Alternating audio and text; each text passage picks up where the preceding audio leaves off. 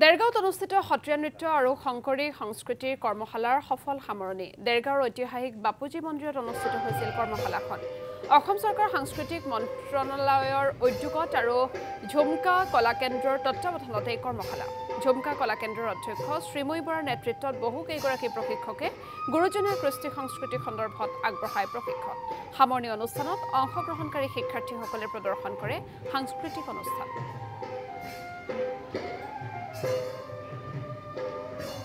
এই কৰ্মশালাভাগী সাংস্কৃতিক পৰিক্ৰমা বিভাগৰ উদ্যোগত আৰু ঝুমকা কলা কেন্দ্ৰক তত্ত্বাৱধায়ক হিচাপে আমাক আয়োজক হিচাপে দায়িত্ব অৰ্পণ কৰিছিলে।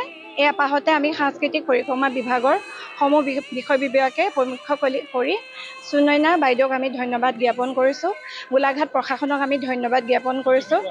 আৰু আমাৰ এই কৰ্মশালাভাগীৰ মূল বিষয়বস্তু আছিলে সত্ৰীয়া নৃত্য আৰু অংকীয়া গীত। যিহেতু বৰগীত আমাৰ সকলোৱে পৰিৱেশন কৰে, অংকীয়া গীতৰ ওপৰত তেনেধৰণৰ কোনো কৰ্মশালা আয়োজন হোৱা নাইকিয়া হৈছে যদিও বহু কম।